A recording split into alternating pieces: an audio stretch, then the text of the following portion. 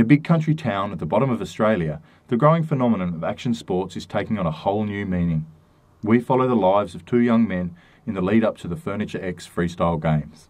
Well, once it's in Tasmania, there's not much to do around here, so I just sort of thought, oh, you got all these extreme sports around, we might as well start up something new. This is the way I started out. I just got my desk chair from my bedroom at home. You know, when I started out, I was in high school, and instead of doing homework, I'd just go out in the street and shred. And yeah, I learned all the tricks myself, basically, until I met Rory. I'm training up for the Furniture X Freestyle Games in Los Angeles. My mate Rory Williams is training with me. We're doing some weights training 3 times a week, and then because the competition is mainly ramps to dirt, we're combining park training with foam pit riding and dirt training. But he's known for some of his desk stunts.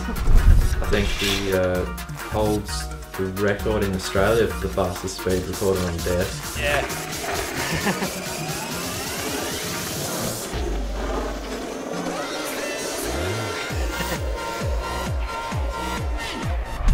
Oh, save this. And he's pulled some pretty mad tricks too. I don't know, he's got good style, like off drops. He manages to just, you know, make anything that's hard look easy. Red Bull is signed on for the X Furniture Freestyle Games that we're training for. And so yeah, hopefully I'll be able to get to that injury free. My main sponsors this year are Officeworks, Corporate Express, Levi's Jeans has hooked me up with some clothing for this year, and Vans Shoes. Well, the stuff we ride is just like office chairs mainly, and desks with wheels especially fitted on the bottom of them. We mainly use skateboard trucks on the bottom of a lot of our benches and things like that. We've also got some people riding pianos, ironing boards and stuff with wheels also on them. We've got this block out of Cressy with pretty hard packed clay. We've got a foam pit there, which is 4 metres by 3 metres, which is pretty much the industry top. Got this little Honda motorbike that we use to tie ourselves in, and we just pull tricks. Well, this is where I learnt all my tricks really. Backflip, front flip, 360 variations and just combos. It's like, if I didn't have the foam pit, I don't know where I'd be at this stage of my career. Well, as a child, Maverick was always quite hyperactive, so I'm not all that surprised that he's taken up an extreme sport like Furniture Freestyle. When he was at school, concentration was always an issue. So we tried Ritalin, but it didn't work, and then the doctors prescribed beta blockers, but that didn't really slow him down either. Since he's learnt to do backflips into the foam pit with his friend Rory, it's got a lot more serious lately. When I first said, oh, I'm going to be doing a bit of Furniture Freestyle this weekend, people would sort of look at you in a funny sort of way. Girls were not that impressed about it. You just sort of realise that, all these other sports were once little tiny sports, people didn't know what they were. They kind of realised that it's actually going to be a big sport. I reckon you guys are crazy. I spent 30 years sitting in office chairs. I never imagined they'd be put to that sort of use. Unbelievable. Good on you. Well, I know very little about it, but it seems very innovative.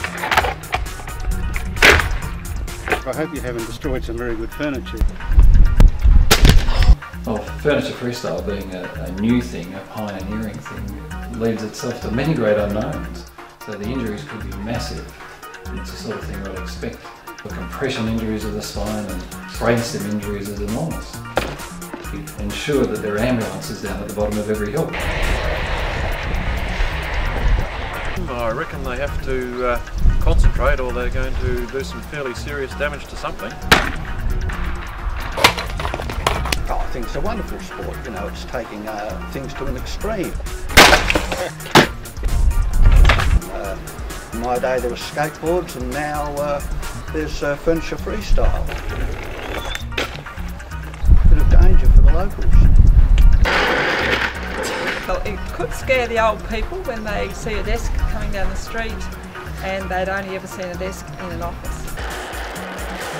Yeah, a major influence of mine for Furniture Freestyle was Bobby J Senior. He was a rider back in the early 1990s, and he was the first guy to pull a tsunami on an office chair.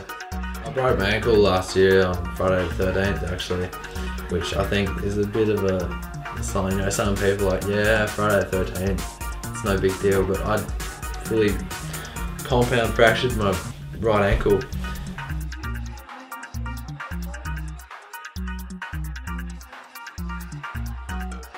Yeah, that's why I don't wear thongs anymore when I rock, because that's what the sport's all about, being raw, being tough. You know, you've really got to give it 100% if you're going to give it at all.